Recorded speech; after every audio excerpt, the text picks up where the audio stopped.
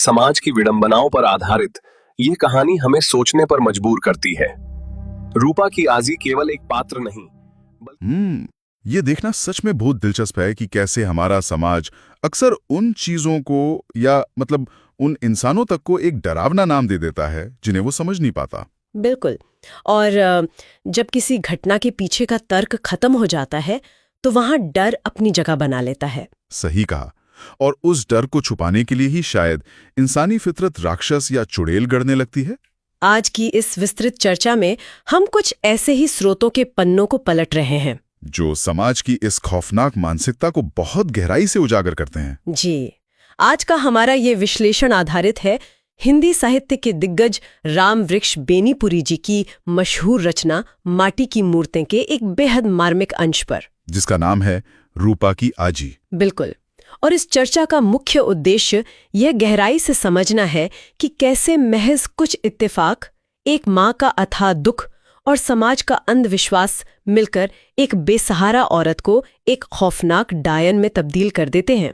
और इसके साथ ही इन स्रोतों के जरिए ये भी साफ हो जाता है कि असल में राक्षस कोई जादू टोना या तंत्र मंत्र नहीं होता, हाँ, बल्कि लोगों की सामूहिक अफवाहें और उनका अपना डर होता है। इस विषय की गहराई सच में किसी को भी झकझोर सकती है, क्योंकि ये सिर्फ एक गांव या एक पुरानी कहानी तक सीमित नहीं है।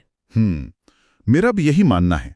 ये मानव मनोविज्ञान का एक बहुत ही सटीक और निर्मम आईना है। देखिए, जब हम इन स्रोतों का बारीकी से अध्ययन करती हूँ तो साफ दिखाई देता है कि कैसे एक इंसान की पूरी पहचान को समाज की खोखली धारणाएं निगल जाती हैं। एक व्यक्ति के वजूद को मिटाकर उसे एक मिथक में बदल देने की ये प्रक्रिया बहुत ही क्रूर है। और अगर हम इस कहानी के केंद्र यानी रूपा की आजी के व्यक्तित्व की बात करें तो स्रोतों में उनका वर्णन बहुत ही प्रभावशाली है। हाँ, बेनीपुरी जी ने उनके रूप को जिस तरह उकेरा है वो दिमाग में एक बहुत ही स्पष्ट तस्वीर बनाता है। जैसे कि एक लंबी, गोरी और भरे पूरे बदन वाली महिला, वो हमेशा एकदम सफेद और साफ कपड़े पहनती थी। उन सफेद कपड़ों के बीच उनका रौबदार चेहरा और सबसे खास उनकी बड़ी बड़ी आंखें, जिनमें हमेशा एक हल्की सी लाली छाई रहती थी। उनका पूरा ढांचा इतना मजबूत था कि गांव के लोग अक्सर पीठ पीछे ये कहते थे कि मानो विधाता ने उन्हें धोखे से औरत बना दिया हो, वरना वो किसी तगड़े मर्द से कम नहीं थी। सही कहा। लेकिन उनके इस प्रभावशाली रूप को पूरे गांव ने एक समय के बाद खौफ की नजरों से देखना शुरू कर दिया। ऐसा खौफ कि उनका नाम सुनते ही बच्चे सिहर उठते थे और बड़े रास्ता बदल लेते थे। लेकिन ये खौफ कोई रातों रात तो पैदा नहीं हुआ था। नहीं, बिल्कुल नहीं। इसके पीछे प्राकृतिक और दुर्भाग्यपूर्ण घटनाओं की एक पूरी श्रृंखला थी, जिसे समाज ने तार्किक नजरिया देने के बजाय अंधविश्वास के सांचे में ढालना ज्यादा आसान समझा। चलिए इसे समझते हैं। अगर हम कहानी के पृष्ठभूमि में जाएं तो आजी के जीवन में होने वाली सिलसिलेवार मौतों ने ही इस डायन वाले नैरेटिव की पहली ईंट रखी थी। यहीं से उस खौफ की शुरुआत होती है। आजी जब ब्याह कर अपने ससुराल आईं तो कुछ समय बाद ही उनके ससुर जी का देहांत हो गया। और स्रोत बहुत ही स्पष्ट रूप से उस घटना का विवरण देते हैं। जी, ससुर जी दोपहर की चिलचिलाती धूप में खेत से काम करके लौटे थे। आजी ने एक बहू होने के नाते उन्हें खाना परोसा और महज 2 कौर खाने के बाद ही उनके पेट में भयंकर दर्द उठा। हाँ, और शाम ढलते ढलते वो चल बसे। इस घटना के कुछ समय बाद ही एक और त्रासदी हुई। दादाजी एक बारात से थके हारे लौटे थे। आजी ने उन्हें पीने के लिए गिलास पानी दिया और पानी पीते ही उन्हें तेज बुखार आ गया। ये बुखार इतना भयंकर था कि महज 3 दिन में ही उनकी जान चली गई। लेकिन इन मौतों से भी ज्यादा दर्दनाक घटना अभी बाकी थी, जिसने आजी की दुनिया को पूरी तरह से उजाड़ कर रख दिया। वो घटना थी उनके अपने इकलौते जवान बेटे की मौत। एक माँ के लिए इससे बड़ा आघात कुछ नहीं हो सकता, जिस बेटे को उन्होंने इतने नाजों से पाला था, जिसकी हाल ही में धूमधाम से शादी की थी। स्रोत बताते हैं कि वो हट्टा कट्टा जवान बेटा एक दिन कुश्ती लड़कर लौटता है। शरीर पसीने से तरबतर हैं। आजी उसे अपने हाथ से दूध पीने को देती हैं। और दूध पीने के कुछ ही घंटों बाद उस जवान बेटे को खून के दस्त लग जाते हैं और देखते ही देखते उसकी मौत हो जाती है। ये दुख इतना बड़ा था कि इसे संभाल पाना असंभव था, लेकिन नियति को शायद कुछ और ही मंजूर था। बिल्कुल। उस बेटे की मौत के तुरंत बाद प्रसूति गृह में रूपा की माँ यानी आजी की बहू भी दम तोड़ देती है। जन्म होता है एक छोटी सी बच्ची रूपा का, और इस पूरी दुनिया में पीछे रह जाती हैं सिर्फ आजी। मौतों का ये सिलसिला किसी भी इंसान को मानसिक रूप से तोड़ के रख देने के लिए काफी है, यहाँ सबसे हैरान करने वाली बात यह है कि मानव मस्तिष्क काम कैसे करता है। हमारा दिमाग स्वाभाविक रूप से घटनाओं के बीच पैटर्न ढूंढने का आदी होता है। हाँ, जब भी कुछ बुरा होता है तो हमें एक कारण चाहिए होता है। अब अगर हम इन मौतों को ध्यान से देखें तो पेट दर्द, बुखार या फिर खून के दस्त, ये सब स्पष्ट रूप से स्वास्थ्य से जुड़ी गंभीर समस्याएं थी। उस जमाने में जब चिकित्सा विज्ञान इतना उन्नत नहीं था, तब इन्फेक्शन या दूषित पानी से होने वाली बीमारियां अक्सर जानलेवा साबित होती थीं। लेकिन गांव वालों ने इन तार्किक स्वास्थ्य कारणों को समझने की कोई कोशिश नहीं की। उन्होंने एक बहुत ही क्रूर पैटर्न बना लिया। ससुर को खाना आजी ने दिया, दादाजी को पानी आजी ने दिया, बेटे को दूध आजी ने दिया। मतलब इन मौतों के पीछे आजी का ही हाथ है। एक माँ को ही उसके बेटे की हत्यारिन मान लिया गया और इसे सीधा जादू टोने से जोड़ दिया गया। मनोविज्ञान के नजरिए से समाज की ये प्रतिक्रिया जितनी अमानवीय है, आजी के व्यवहार में आए बदलाव उतने ही स्वाभाविक। जवान बेटे की मौत के बाद आजी हमेशा रोती रहती थी, शून्य में देखकर कुछ कुछ बड़बड़ाती रहती थी। उनकी आंखें जो पहले से ही हल्की लाल थीं, अब दिन रात रोने की वजह से सुर्ख लाल रहने लगी थीं। वो दिन में 2-2 बार नहाने लगी थी, हर वक्त साफ कपड़े पहनती थी और पूजा में घंटों बैठी रहती थी। और सबसे बड़ी बात, जब भी वो गांव के किसी जवान लड़के को देखती तो उसे बस एकटक घूरती रह जाती थी। गांव वालों ने इन सभी बातों को जोड़कर शोर मचा दिया कि डायन का रूप अब पूरी तरह प्रकट हो गया है, कि यह औरत अब दूसरे लड़कों को अपनी नजरों से खा जाएगी। जबकि असल में ये कोई डायन होने की निशानी नहीं थी। बिल्कुल नहीं, ये एक गहरे मनोवैज्ञानिक आघात यानी ट्रॉमा का सीधा परिणाम था। एक माँ जिसने अपना जवान बेटा खोया है, वो जब भी दूसरों के बेटों को देखती तो उसे अपना बच्चा याद आता था। उनका वो घूरना किसी को श्राप देने के लिए नहीं, बल्कि अपने खोए हुए बच्चे की छवि दूसरों में तलाशने की एक बेबस कोशिश थी। और उनका दिन में 2 बार नहाना, पूजा पाठ में डूब जाना, ये सब उस असहनीय दुख से बाहर निकलने का एक हताश प्रयास था। लेकिन समाज ने उनके सदमे को समझने के बजाय उसे खौफ के चश्मे से देखा, और इसी खौफ का नतीजा था वो अजीबोगरीब विरोधाभास जो गांव वालों के व्यवहार में साफ झलकता था। गांव की औरतें आजी के नाम से थर थर कांपती थीं।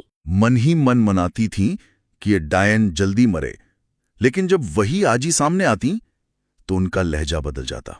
वो आदर से कहती, दादी जी इस आसन पर बैठिए, हुक्का पी लीजिए, सुपारी लीजिए। ये सत्कार सम्मान नहीं था, ये शुद्ध रूप से खौफ था कि कहीं आजी नाराज होकर उनके बच्चों को श्राप ना दे दें। और जब ये खौफ गांव की रग रग में बस गया तो आजी के अंदर का भूत उतारने के लिए ओझाओं और तांत्रिकों को बुलाया गया। ये किस्सा तो किसी डार्क कॉमेडी से कम नहीं लगता।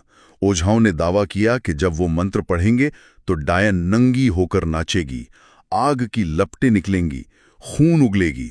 और इसके लिए जो सामग्रियां इकट्ठी की गईं वो अंधविश्वास की पराकाष्ठा थी। बेमौसम के फूल, उल्टी सरसों का तेल, मेंढक की खाल, बाघ के दांत और शमशान की राख का ढेर लगा दिया गया। ढोल नगाड़े गूंज उठे। लेकिन इन सब के बीच आजी एकदम शांत बैठी रहीं। न वो पागल हुई, न कोई फफोले पड़े और न खून उगला। ओझाओं की इस नाकामी के बाद जो हुआ वो बहुत ही मजेदार लेकिन तंजिया है। अगर हम इसे बड़े परिप्रेक्ष्य से जोड़ें तो ये कन्फर्मेशन बायस यानी पुष्टिकरण पूर्वाग्रह का सबसे बेहतरीन उदाहरण है। हाँ, तांत्रिकों ने अपनी हार छुपाने के लिए कह दिया कि ये बड़ी घाघ है, इसका जादू कामरूप का बहुत कड़ा जादू है। और गांव वालों ने ये मानने के बजाय कि आजी निर्दोष हैं, ओझाओं की बात सच मान ली। यही वो बिंदु है जहां इत्तेफाक एक बहुत ही खतरनाक रूप ले लेते हैं। जब समाज किसी को पहले ही विलन मान लेता है तो हर इत्तेफाक सबूत बन जाता है। स्रोतों में मामी के बच्चे का जो प्रसंग है वो इसका सबसे दर्दनाक उदाहरण है। एक 6 साल का बेहद खूबसूरत बच्चा जब आजी मामी के आंगन में आई तो मामी की जान सूख गई। लेकिन वो चंचल बच्चा बिना डरे आजी के पास चला गया। आजी बहुत खुश हुई, उन्होंने पहली बार खुलकर हंसना शुरू किया। वो जमीन पर घोड़ा बनी, बच्चे को पीठ पर बिठाया और जाते वक्त दुआ दी कि जुग जुग जिए ये बच्चा। लेकिन कुछ ही दिनों बाद उस बच्चे को सूखा रोग हो गया और वो मर गया। दुख निकालने के लिए एक चेहरा चाहिए था। मामी पागल हो गई और दोष आजी पर मढ़ दिया कि डायन ने दुआ के बहाने मेरे बच्चे को चबा लिया। और इस आग में घी डाला उस बूढ़े दुसाद के बेटे की घटना ने। एक दिन उस बूढ़े के बड़े बेटे ने आजी को निपूती कहकर अपमानित किया। निपूती यानी बिना बेटे वाली, ये आजी के सबसे गहरे घाव को कुरेदने के लिए काफी था। आजी गुस्से में आग बबूला हो गई और उसे खूब खरी खोटी सुनाई। उसी रात एक भयंकर इत्तेफाक हुआ। उस बड़े बेटे को एक जहरीले सांप ने काट लिया। शरीर का नीला पड़ना, झाग निकलना, ये सब सर्पदंश के लक्षण हैं। लेकिन विष उतारने वाले वैद्य जब नाकाम रहे तो उन्होंने भी अपनी नाकामी छुपाने के लिए ऐलान कर दिया कि ये सांप का विष नहीं, आदमी का जादू है। इन दोनों घटनाओं ने तर्क और विज्ञान की सारी गुंजाइश खत्म कर दी। ये एक महत्वपूर्ण सवाल खड़ा करता है कि कैसे एक अकेली औरत के खिलाफ पूरी भीड़ अंधी हो जाती है। यह बात सच में बहुत दिलचस्प हो जाती है जब हम शिवरात्रि के मेले का दृश्य देखते हैं, जो इस कहानी का क्लाइमैक्स है। मेले का सजीव चित्रण, भारी भीड़, हर तरफ बच्चे, वाद्य यंत्रों की आवाजें और लाल छड़ी बेचने वाले की आवाज। लेकिन इसी उल्लास के बीच एक गलतफहमी मौत का तांडव लेकर आती है। एक माँ अपने चंचल बच्चे को अपनी सखी के पास छोड़कर कुछ सामान लेने जाती है। सखी का ध्यान भटकता है और बच्चा खिसक कर एक बूढ़ी, फटे हाल, लाल आंखों वाली औरत की गोद में पहुंच जाता है। और वो औरत कोई और नहीं, रूपा की आजी थी। बच्चे को उनकी गोद में देखते ही सखी खौफ से चीख पड़ती है, डायन डायन। और उस एक चीख ने सब बदल दिया। मॉब मेंटालिटी यानी भीड़ का मनोविज्ञान पूरी तरह हावी हो जाता है। जैसे ही शोर मचा, पूरी भीड़ बिना कुछ सोचे आजी के पीछे दौड़ पड़ी। किसी ने नहीं सोचा कि क्या वो सच में डायन है। आजी अपनी जान बचाने के लिए भागती हैं, उन पर पत्थर मारे जाते हैं। एक बेसहारा बूढ़ी औरत उस उन्मादी भीड़ के आगे क्या कर पाती? भागते हुए वो एक खंडर कुएं में गिर जाती हैं। और भीड़ की क्रूरता देखिए। वे कहते हैं, मरने दो। जब तक उन्हें बाहर निकाला गया, आजी की जान जा चुकी थी। कुएं से निकली लाश रूपा की आजी की थी। अब एक कड़वा सच सामने आता है। आजी उस मेले में आखिर क्या कर रही थी? उन्होंने तो अपनी सारी जायदाद बेचकर रूपा की शादी की थी और घर छोड़ दिया था। वो सन्यासिन बन चुकी थी। शायद वो मेले में अपनी पोती या उसके बच्चे की एक झलक पाने आई थी। लेकिन समाज ने उन्हें अपनी बात कहने का मौका ही नहीं दिया।